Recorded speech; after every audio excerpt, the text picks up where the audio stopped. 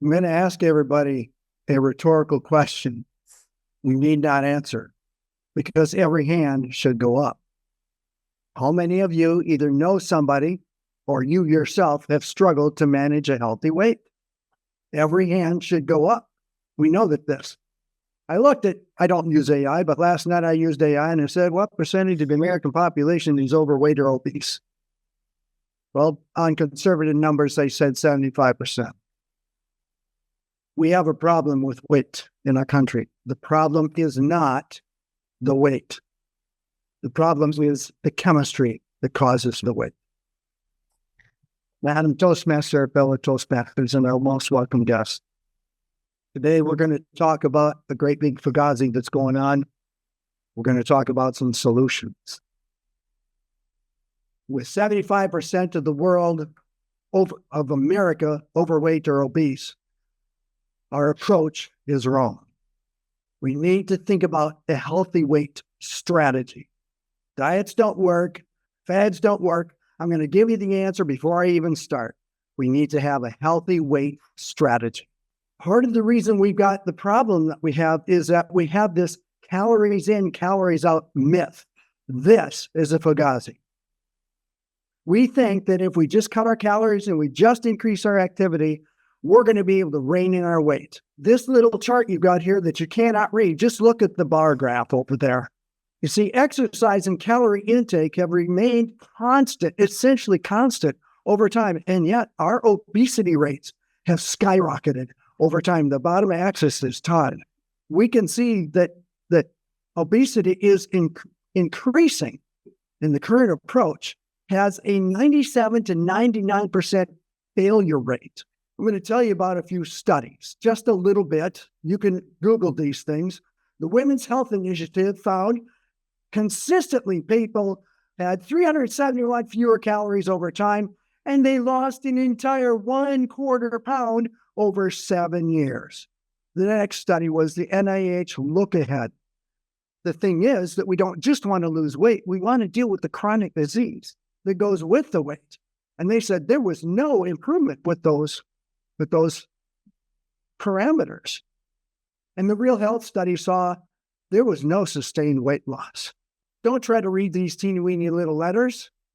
The point of this is that lots of study, especially in the functional medicine and natural care world, has shown obesity is a multifactorial problem. I'm going to read some of these.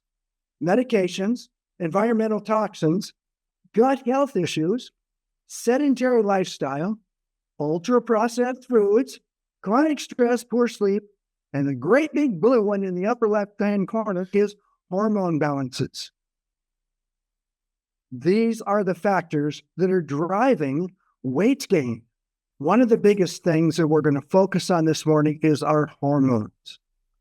Hormone imbalance is a key contributor to why we can't manage our weight. The body deposits fat on our body according to hormones. Did you know this great big punch that we all get here? That's because of the stress response. When women get great big bottoms, that's an estrogen imbalance. When we get these love handles around here, that's an insulin problem. The body deposits fat according to hormones. We try to lose weight and we can't lose it. I just can't lose this. I just can't lose this. It's because the hormone that's depositing that fat is out of balance. An example we can talk about today, it's easy to see, is insulin. You can see the woman on the left and the woman on the right. The woman on the left gains weight. The one on the right loses weight. They both consume 1,500 calories a day. The thing is, the one on the left, she's eating frequently. She's eating a lot of processed carbs. Processed carbs spike your insulin and they drive your insulin levels up. When we eat real foods, whole foods, our insulin stays essentially stable. We don't get the great big spikes and dips in insulin, and our overall level stays steady. Did you know type 1 diabetics who are low in insulin can't get fat? Their primary health challenge is that they keep losing both fat weight and healthy weight. The body must have insulin in order to store fat. That's one of the hormone imbalances. Here's a few of the others that that get involved. Leptin is the appetite. Cortisol is stress. Thyroid runs everything in the body. It's your metabolism. Reproductive hormones, mitochondrial function, and low-grade inflammation. These are just a few of the things that are involved in hormone balance, and insulin affects all of these. I want to present a way of thinking of this. 7 systems in the body: structure, digestive, delivery, energy, communication, defense, and detox. If we help these systems to work properly, the hormones become balanced. The toxicity goes down. All of the factors on that pie chart get reined in. I'm actually giving you a short version of a much longer presentation that I will be using as part of my office. This is Dr. Pat Lewis. In this picture, he's in his 60s. He's now in his 70s. He has been working on a program called the 7 Systems Plan. He's been doing this for 40 years, lots of research, and now he's teaching other doctors to do it. It's called the 7 Systems Plan.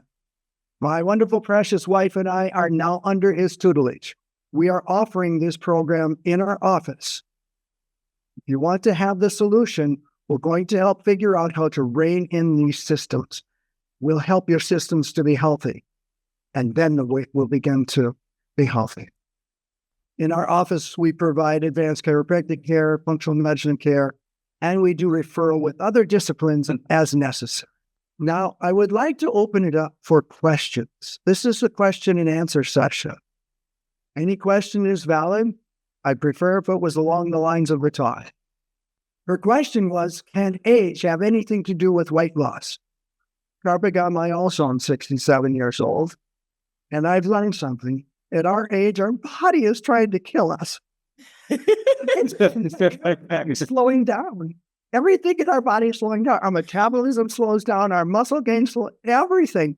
The same effort I am applying now that I did even 20 years ago, my body just won't work the way it's supposed to.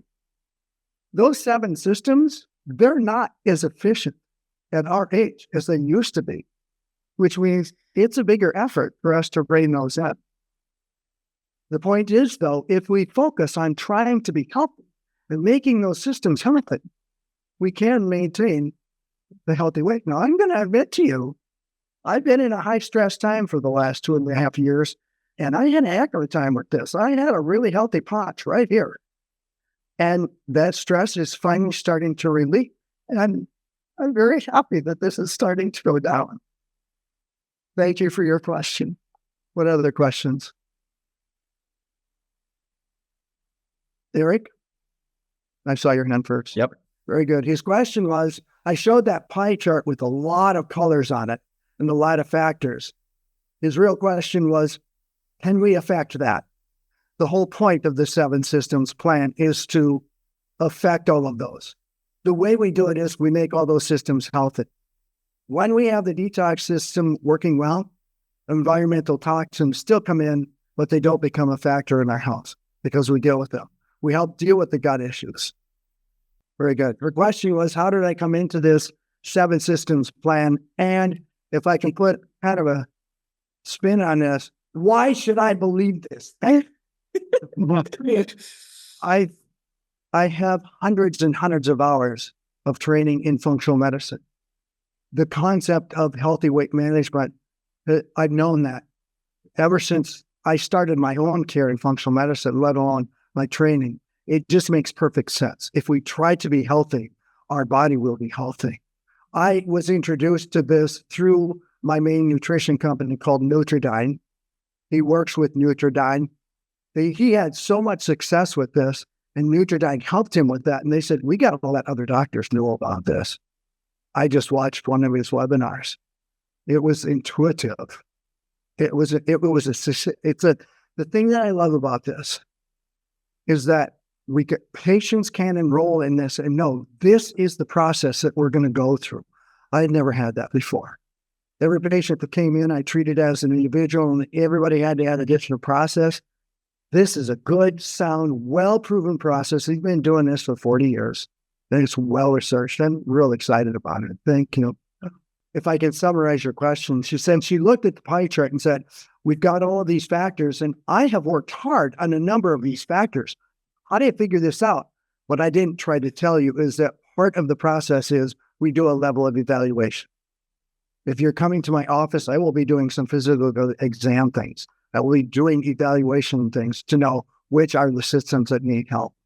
It's also a natural part of the process. The part of the 7 systems process is that we evaluate each of these systems to know which are hot.